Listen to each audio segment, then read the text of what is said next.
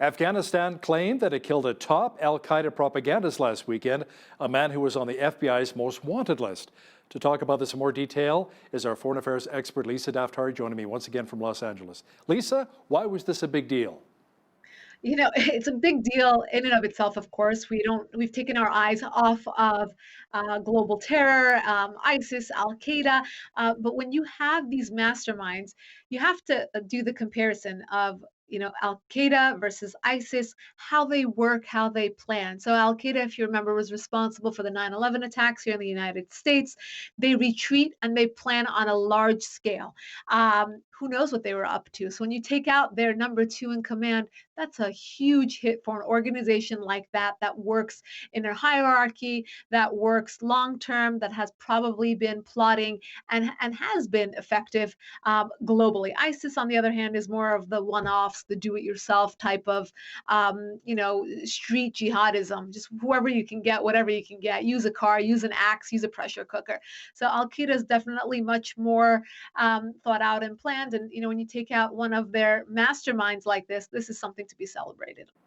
A former White House advisor says it's very important to isolate the regime in Iran rather than taking on a strategy of appeasement. Lisa Bijan says the people of Iran want the U.S. to keep the pressure on the Islamic Republic. Yeah, so this is on my podcast last week. We had Bijan Kian, who was an advisor to three presidents, served Bush, Obama, and Trump. And he talks very seriously about not getting back into an Iran deal, regardless of if Trump gets reelected or if Biden wins, that this strategy of appeasement does not work for the Iranian people, that he is in touch with the Iranian people day in and day out. And they say, it's like a surgery that must be had. We understand that it's painful. We understand that we suffer from sanctions, but we know that with the pressure campaign, by putting pressure on us from the West, from the United States, that will lead us to perhaps regime change, to be able to confront our government. And that is the better strategy. Officials in Israel say Oman is next in line to normalize relations with their country. Lisa, this follows a bunch of Jewish state deals with the United Arab Emirates, Bahrain, and most recently Sudan. Yes, this is wonderful news. I mean, for anybody who follows foreign policy that has been watching the Middle East since, biblical times, it's safe to say that there has been no progress, moving forward with any sort of peace. And this peace deal works. And why does it work? Because it is based solely on economic opportunity, prosperity, a future for the people of that region, regardless of their religion or background or country. And so beautifully, we're watching these countries line up in order to strike a deal with Israel. I mean, when did we ever see that happen? And kudos to the Trump administration, to Jared Kushner, to also the Arab countries for being progressive enough to understand that this will be the new chapter of the Middle East. And, they want to be part of this. They don't want to stand back and watch other countries move forward. So now we're looking at Oman being the next, and the Mossad, which is the intelligence arm of the Israeli state, says that Saudi Arabia is also on the timeline, but we just don't know when. U.S.-backed Syrian Democratic Forces continue to carry out raids targeting militants affiliated with the Islamic State in eastern Syria.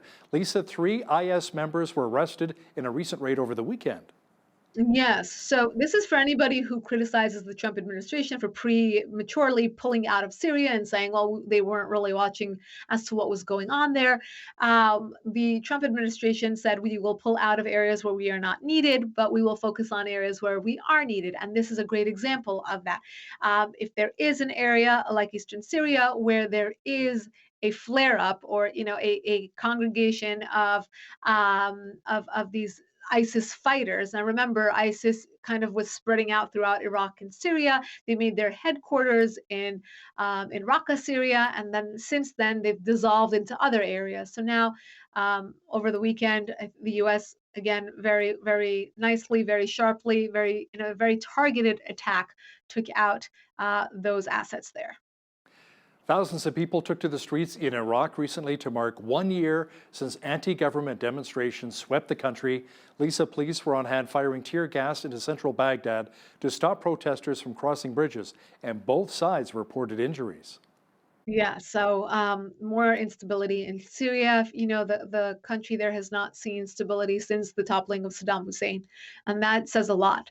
It's almost like you go back to the dictator we knew is better than the dictator we don't know. Well, right now they are in a position of having the Iran insurgency insert itself in government, in military.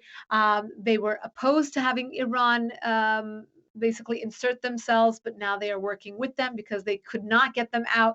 And then they're stuck between, well, do we tell the US to leave, or do we have the US leave, have them stay rather, and have them help us create a stable environment? But if we do that, we would be between Iran and the US, and basically, again, having the proxy war right on their territory, which has been the case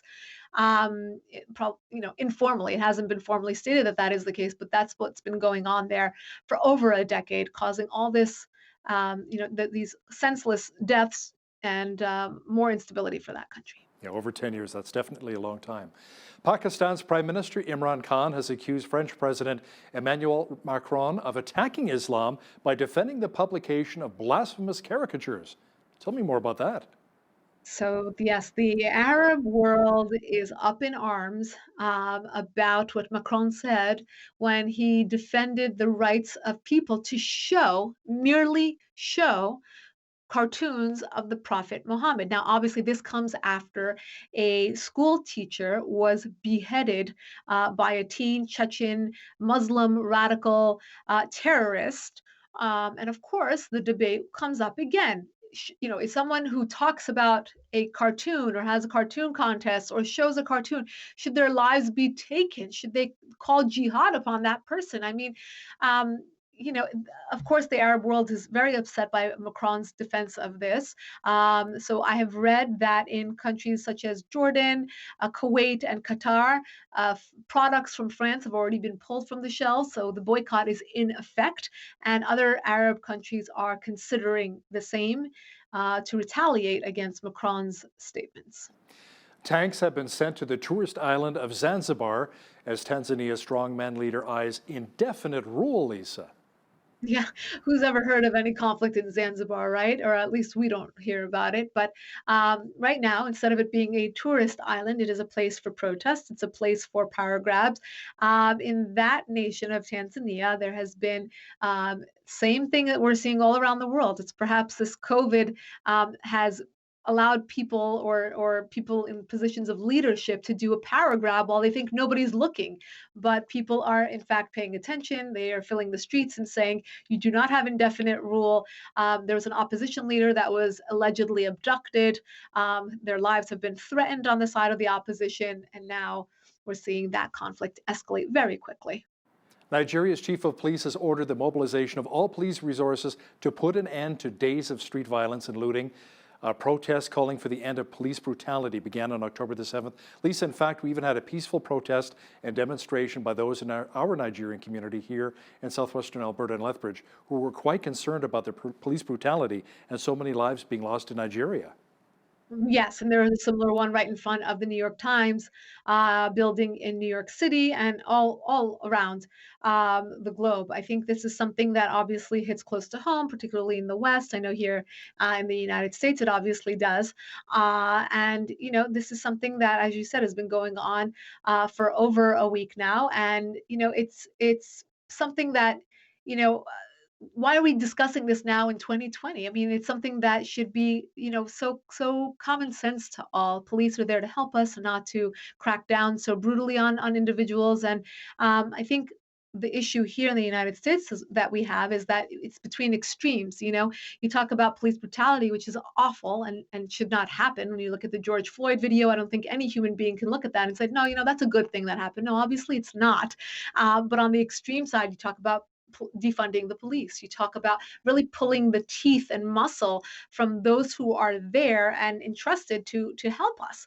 Who do you call when something happens? I know here in Los Angeles there are, it's so difficult to get the police to respond. For example, if it's a robbery or some theft of under $1,000, they just won't respond. If it's a car accident, they just won't respond. If it even is domestic violence, if it's not actively happening, they won't go to file a report. Now, I mention all of these because this is the other flip side to not supporting, police forces. So hopefully we can hit a globally, we can hit a balance where we respect our police officers and they in turn respect us as well. It appears as though Spain is imposing a national nighttime curfew to curb infections of COVID-19. Are we seeing a second wave hitting this European nation?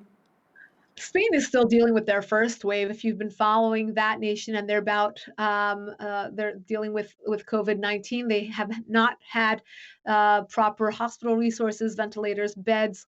The numbers are just, they were exponentially growing for such a long time. They were not able to beat that curve, and now they're still dealing with it. And it looks like people are sick and tired of it. So obviously they've become more lax about wearing masks or socially distancing themselves, and so now there's a curfew in place to hopefully be able to flatten the curve and going forward, really reduce the number of cases. And where you are in the United States, that's been a big topic point of discussion during the campaign between Trump and Biden. Over 200,000 Americans, I think it's up to 220,000, have died now from the COVID-19 pandemic, from the virus. Now, Lisa, the election is coming up in a week's time, the presidential election, and there have been record numbers with the advanced polls. Usually that means that people are sick of the current government. They're coming out, making their voices heard. What are you hearing with the latest poll numbers? Right. Yeah, there's a lot of mail-in ballots at this point. We have got to look at, obviously, it's a COVID year, and people are not looking to stand in lines and be around other people if they could help it. Also, I heard an expert talk about how Democrats are more likely to vote by mail, whereas Republicans like to go in person. So that might, be, kind of speak to a certain discrepancy. But more than ever, you're seeing it everywhere, all over every single social media platform, on every billboard. I mean, the message to vote is just so incredible this year. Partially perhaps because there was just a momentum of young people to come out in the primaries to vote for Bernie. Those young people are now registered to vote. I know universities give extra credit to those people who go out and vote. So there's definitely been some incentives. There have been a movement to get people to vote. And the message is clear. If you want change, and fill in, what that means to you, go out and vote. So I think a lot of people have been invigorated to come out and vote. Do you think social media has also helped draw maybe some of the younger voters out too? Absolutely. I think social media really paints this picture of, it's going to be doomsday until you go out and vote, and you can't complain unless you go out and vote. It's everywhere. I mean, I kind of want to be like, I've been registered since, before this became a trendy thing, stop messaging us to vote. So it comes up for all of us on every single post. It says, did you register to vote? Do you need help registering to vote? Even if you go to a very, very irrelevant website to order food or to shop, it's all about the vote. I think people, just like they were very much, wanting to vote, or wanting to post rather, for the Black Lives Matters protests, so they wanted to show support. I think right now this has been the social justice calling of the moment, to ask people to vote, to do their part for society, and ask people to vote, ask people to vote. So a lot of young people have come out to vote, and we'll see what happens on election day, because we're right now, these are speculations. We speculated in 2016 that Hillary would win by a landslide, and that was not the case, obviously. So we'll see what happens on election day. It should be interesting, and we really know how much that President Donald Trump likes to use Twitter as well. So let's see if that bodes in his favor or maybe works a little bit against him. We'll have to wait and see what happens. Our foreign affairs expert, Lisa Daftari, joining me once again from Los Angeles. Thanks so much, Lisa. My pleasure.